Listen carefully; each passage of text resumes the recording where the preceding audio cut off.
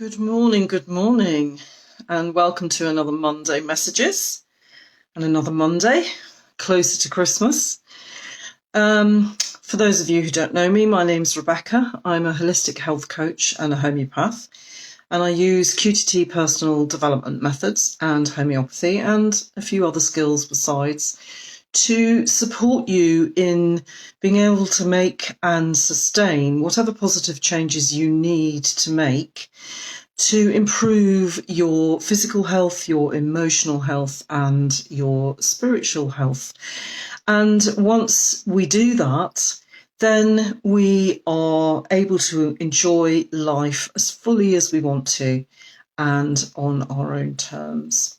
So my Monday Messages are part of my commitment to that. And I just pop in here and just maybe give you or invite you to an idea, a focus, a thought, or a simple practice for the week, just to help you to become more conscious of what works for you and what doesn't work for you. So today I wanted to talk about the gift of giving and also receiving, because it's in my mind today, especially because today is my lovely, lovely daughter's birthday, my eldest child, and one of my greatest gifts. My daughter Lily is 25 today. So obviously for me, gift giving is very much present in my thoughts today. And also, obviously, for all of us, it is the season when we're thinking of giving gifts to an awful lot of people, as well as receiving gifts. And so I wanted to talk about or invite you to maybe dig a little bit deeper on what the whole act of gift giving is all about for you. And invite you to perhaps reassess what you're doing in that regard, and maybe ask whether this is perhaps contributing to any feelings of being overwhelmed or stressed at this time of year. Because I know, certainly in the past, for me, the lead up to Christmas has been, a kind of endless list of things to do. And it does seem that mostly it's us women that take responsibility or choose to take responsibility for all the kind of practical things that go towards making the festive season festive. And a lot of that is revolves around gift giving and gift choosing. So I wanted to ask you to have a look at this for yourself and what it means for you in the framework of discovering, is it adding to your stress levels or to your feelings of overwhelm? Or is it actually a really pleasurable thing for you and gives you great joy? Or is it a little bit of a mixture of the two things? Whatever, it's going to be different for everybody, basically. So just for me, gift giving is one of the most ancient ways of expressing love, gratitude, honour, loyalty. In the old days, it would have been an expression of, a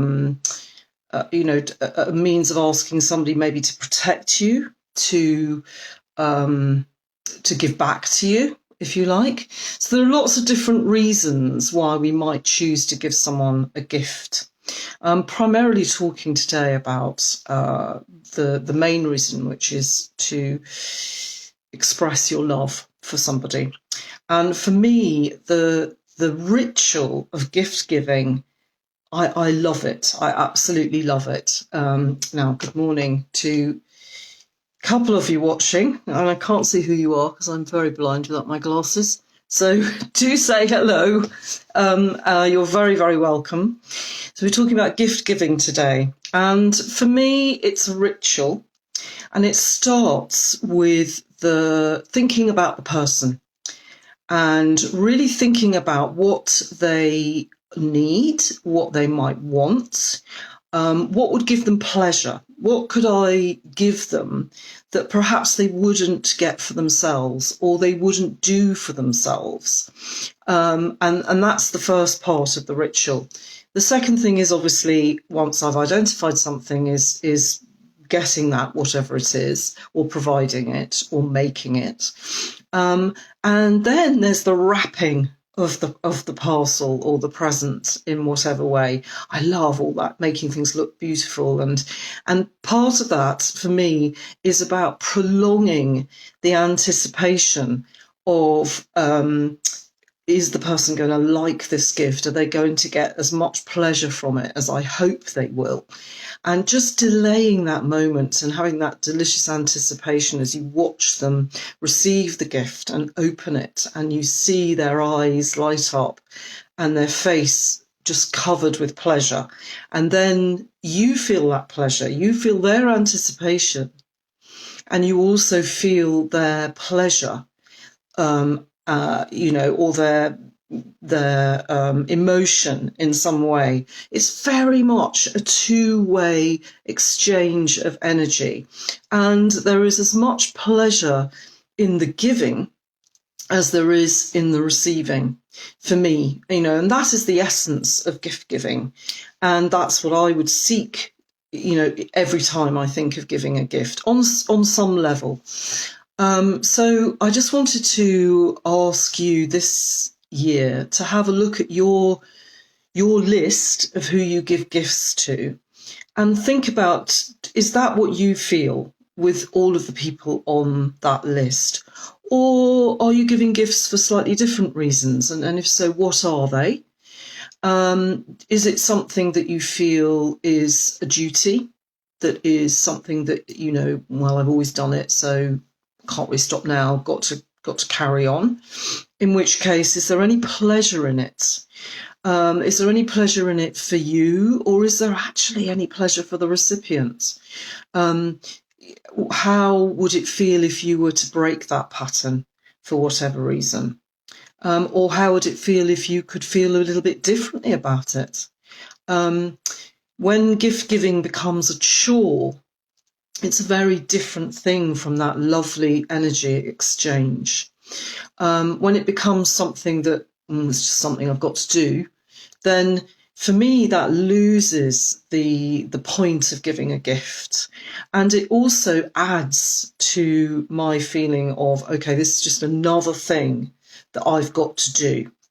So I would invite you this week to have a look at your list, if you have one, and think about how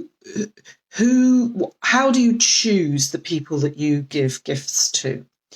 And also, what value do you place on your selection of the gift? Is the pleasure in how much you spend? Or is it in the wrapping? Is it the knowledge that you've really chosen something that the recipient is going to get great pleasure from? Is it that you know that it reflects you in a very good light? Do you need to have thanks, acknowledgement of that gift giving? Is it a very important part of the process for you to actually have some kind of recognition and thanks? And if you don't get that thanks, does it influence your relationship with the recipient? Do you feel a little bit differently about them?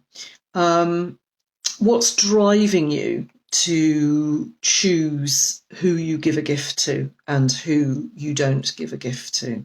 I think that's always quite an interesting thing to look at. And then we can ask ourselves, well, okay, going forward, do I still choose those people? And if so, why? And what pleasure can I get from selecting the gifts or choosing not to give a gift? Because, that keeping our energy high is part of actually keeping ourselves healthy. So that was the giving part, I think. Oh yes, and also, how would it be if you gave anonymously? Have you ever in your life given something without any acknowledgement, without the person really knowing it was from you? And I know a lot of us do the Secret Santa, and and that's a lovely thing to do for that reason.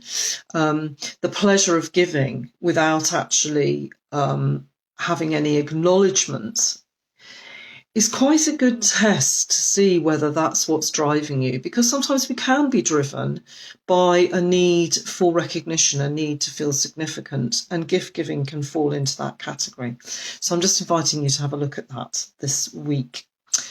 And also then to flip that and think about how you are when you receive gifts. What value do you place on the gift that you've received? Do you accept it, whatever it is, as, oh wow, this is amazing that somebody has spent time choosing something for me? It doesn't really matter what it is. Or do you feel, actually, I'm a little bit disappointed because it kind of shows that the person doesn't really know me very well, because they've perhaps chosen something that I wouldn't choose for myself? Or are you immediately thrown into, oh gosh, that means I've got to return the gift? So the gift turns into some kind of debt that needs to be repaid. And you find yourself, perhaps every year stockpiling a little bag of gifts that you could just whip out and give to whoever unexpected chooses to give you a gift, because you feel you've got to give something back. How would it be if you just said thank you and accepted that that person wanted to buy you a gift and you didn't? What you didn't want to return it. So what does that mean for you? Does it mean that means I'm a very mean person? Does it mean that I'm not grateful? Is it just something that you do without thinking? Just have a really good look at all those elements of gift giving and gift receiving and see what comes up for you, because it can actually make you much more conscious of what might be driving you towards certain patterns of gift giving. And of course, it might be different for different people on your list. But the overall thing is, even if it's too late for this year, perhaps, maybe it will make you rethink your list for next year and think, well, why am I just doing these things because I've always done them?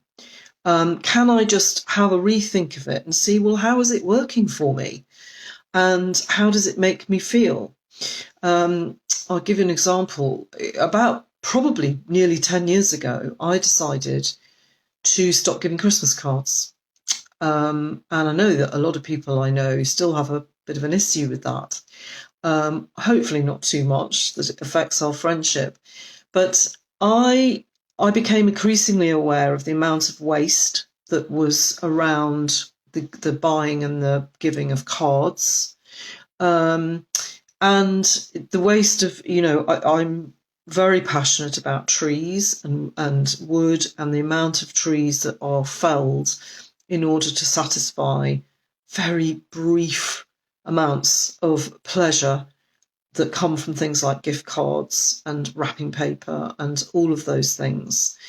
And it's an issue for me. It's one of my big values, that I don't want to contribute to that. I don't want to contribute to that consumerism that actually damages our planet and damages parts of our planet that I feel very strongly about. So I chose to stop giving Christmas cards. And it doesn't mean I don't think about people. It doesn't mean that I don't contact people. There are lots of different ways to contact people other than buying a card and putting it in the post. It saves money, apart from anything else. It's a lot of money now to be sending, 30, 50 cards maybe. That's difficult for some people, and it's not how I want to choose to spend my money anyway. A side effect of that was it really removed a whole layer of chores at this time of year. I've got enough to do without worrying about, have I missed anyone out? Is there somebody who's going to be offended? Have I got all the stamps right and sent off in time? Have I got all the cards? All of that. Don't have any of that anymore. It works for me. And I make sure that I contact people who I know perhaps aren't on email or aren't using social media or anything like that, and can't receive e-cards. So I'm not suggesting that you do that. That's my decision. It's my value system. So, but what I'm trying to say is have a look at areas where you might feel obligated in some way, and that the essence of the giving has kind of got lost, and maybe have a reappraisal, either for this year, if it's not too late, or for next year. And of course, I would always say that if you are thinking about gift giving, whatever you can do to minimise the effect on the environment, then I applaud you for that. And also being creative, encouraging creativity. We kind of do that in our kids. We love to encourage them to make things and to maybe bake or create or make chocolates or, draw something or whatever it is. We love to encourage that in our children. And then we kind of forget about it as adults. And I know a lot of that's about time.